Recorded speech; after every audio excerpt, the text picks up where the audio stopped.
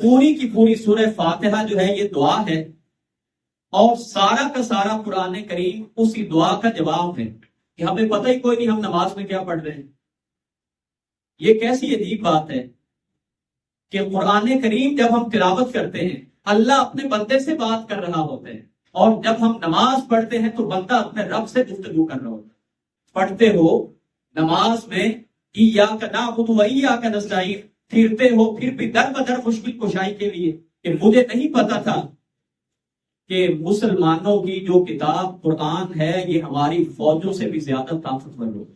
ان کا ایمان، ان کا نظریہ بن گیا تھا وَتُعِزُّ مَن تَشَاءُ وَتُذِلُّ مَن تَشَاءُ، اللہ اگر تو ذلیل نہ کرنا چاہے دنیا جہان مل کے مجھے ذلیل نہیں کر سکتے۔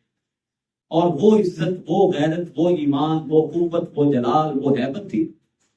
پھر دنیا پہ ایسے چھائے کہ جدھر جاتے تھے آندھیوں کی طرح غالب ہی آتے جاتے۔ سب سے پہلی بات یہ ہے کہ ہم ہر نماز میں ایک دعا کرتے ہیں، ایاک نعبد و ایاک نستعین اہدنا الصراط المستقیم۔ مفسرین لکھتے ہیں کہ پوری کی پوری سورہ فاتحہ جو ہے یہ دعا ہے، اور سارا کا سارا قرآن کریم اسی دعا کا جواب ہے۔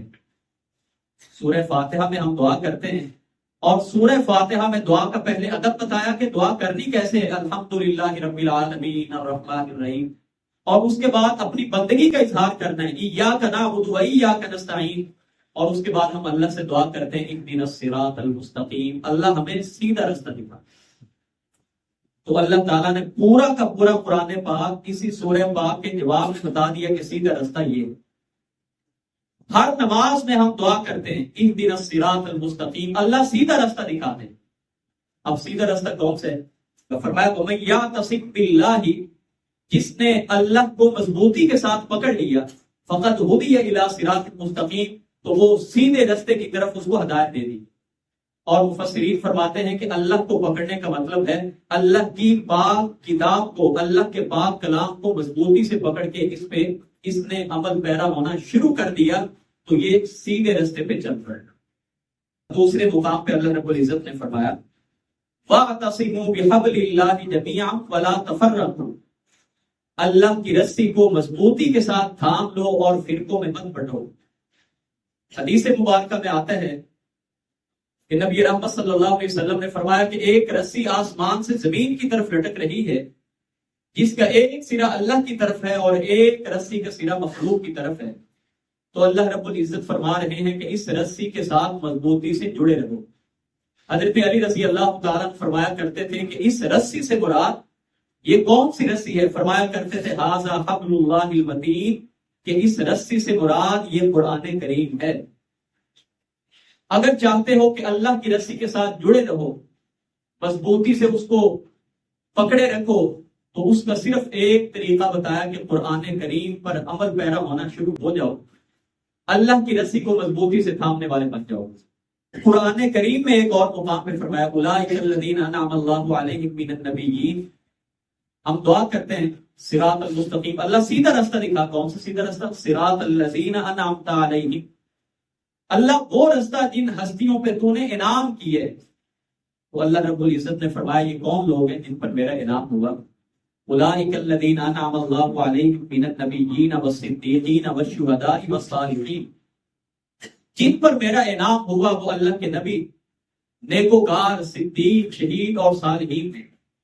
مگر سوچنے کی بات یہ ہے کہ ہر نماز کی ہر رکعت میں ہم یہ دعا مانگتے ہیں اللہ ہمیں سیدھا راستہ دکھا، لیکن جو ہی مسجد سے جاتے ہیں شعوری طور پہ ہم کوشش نہیں کرتے کہ جو ہم نے دعا مانگی تھی اسی مطابق ہم سیدھے راستے پہ چلیں۔ جو ہم نے دعا مانگی تھی، وجہ اس کی یہ ہے کہ ہمیں پتہ ہی کوئی نہیں ہم نماز میں کیا پڑھ رہے ہیں۔ یہ کیسی عجیب بات ہے کہ قرآن کریم جب ہم تلاوت کرتے ہیں اللہ اپنے بندے سے بات کر رہا ہوتا ہے۔ قرآن کریم کو کلام اللہ بھی کہا گیا ہے۔ قرآن کریم میں اللہ نے 4 مقامات میں اسے کلام اللہ کہا ہے، اور کلام اللہ کا معنی ہے کہ اللہ ہم سے بات چیت کر رہا ہے۔ تو قرآن جب ہم پڑھتے ہیں اللہ ہم سے گفتگو کر رہا ہوتا ہے، اور جب ہم نماز پڑھتے ہیں تو بندہ اپنے رب سے گفتگو کر رہا ہوتا ہے۔ اور نہ جب قرآن پڑھتے ہیں ہمیں یہ پتا کہ اللہ ہم سے کیا بات کر رہا ہے، اور جب نماز پڑھتے ہیں نہ ہمیں یہ پتا کہ ہم اللہ سے کیا بات کر رہے ہیں۔ اسی لیے کسی نے کہا نا کہ پڑھتے ہو نماز میں ایاک نعبد و ایاک نستعین، پڑھتے ہو نماز میں ایاک نعبد و ایاک نستعین، پھرتے ہو پھر بھی در بدر مشکل کشائی کے لیے. ہر نماز میں اللہ کے سامنے کہتے ہیں اللہ صرف تیرے اکیلے کی عبادت کرتے ہیں، اللہ مدد تجھی سے مانگتے ہیں، پھرتے ہو پھر بھی در بدر مشکل کشائی کے لیے. وجہ اس کی یہ ہے کہ نماز کا ترجمہ ہی نہیں آتا، اور جب ہمیں پتہ ہی نہیں کہ ہم اللہ سے کیا بات کر رہے ہیں، جب ہمیں پتہ ہی نہیں کہ قرآن کریم میں اللہ ہم سے کیا ہم کلام ہے، تو ہماری زندگی میں تبدیلی کیا ہے؟ جیسے حالات پہلے تھے آج بھی ویسے ہیں، اور جب تک نہیں بدلیں گے تو شاید مرتے دم تک ایسے ہی رہ جائیں. الیاذ باللہ، اللہ ہماری اصلاح فرمائے. قرآن کریم انسانوں کو بدلنے کے لیے آیا تھا، اور کیسا بدلا؟ لوگوں کے نظریات کو بدلا، افکار کو بدلا، اور سب سے بڑی بات ان کے خیالات اندر دلوں کو بدل دی. اور مغربی مفکرین کو پھر کہنا پڑا. الجزائر کے جب 100 سال جنگ کے پورے ہو گئے تو الجزائر کے وزیر اعظم نے کہا تھا کہ مجھے نہیں پتا تھا کہ مسلمانوں کی جو کتاب قرآن ہے یہ ہماری فوجوں سے بھی زیادہ طاقتور ہو. اور برطانوی وزیر اعظم نے کہا تھا، اس نے کہا تھا کہ جب تک مسلمانوں سے اس قرآن کو ختم نہیں کر لیتے تب تک دنیا جہان کی کوئی طاقت مسلمانوں کا مقابلہ نہیں کر سکتی. وجہ کیا تھی؟ انہوں نے قرآن کو پڑھا، وہ سمجھ گئے کہ الا ان القوۃ للہ جمیعا، کہ کائنات میں اگر کوئی قوت ہے تو وہ صرف اللہ کی. ان کا ایمان، ان کا نظریہ بن گیا تھا وَتُعِزُّ مَن تَشَاءُ وَتُذِلُّ مَن تَشَاءُ. اللہ اگر تو ذلیل نہ کرنا چاہے دنیا جہان مل کے مجھے ذلیل نہیں کر سکتے. سمجھ گئے تھے. پھر وہی خالد بن ولید رضی اللہ تعالی عنہ آئے، دیکھا کچھ احباب مشورہ کر رہے ہیں، پوچھا کیا بات ہے؟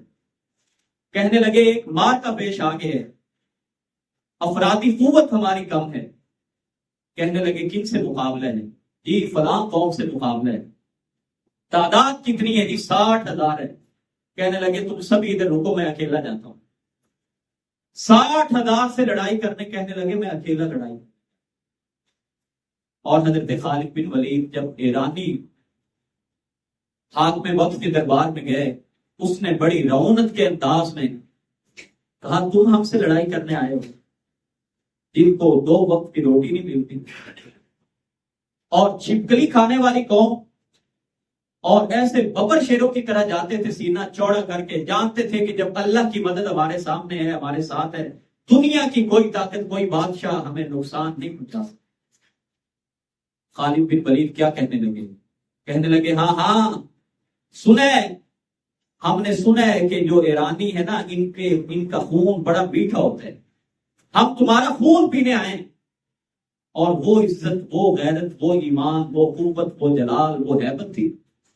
پھر دنیا پہ ایسے چھائے کہ جدھر جاتے تھے آندھیوں کی طرح غالب ہی آتے جاتے. اور ہم نے قرآن کو ایسا چھوڑا، آج دنیا بھر میں ذلیل و خوار ہو رہی، اور دنیا نے اس پہ بڑے کام کیے. اس قرآن کو ختم کر دیا جائے، اس کو جلا دیا جائے، سمندر گرد کر دیا جائے. بڑے بڑے تجربات ہوئے، لاکھوں صحائف لے کے ان کو جلایا بھی گیا. اور جب جرمنی کے ایک وزیر اعظم کو بالآخر کہنا پڑا، اس نے کہا سارے قرآن جلا دو گے لیکن جو 10 سال کا بچہ جس کے سینے میں قرآن محفوظ ہے اس کا کیا؟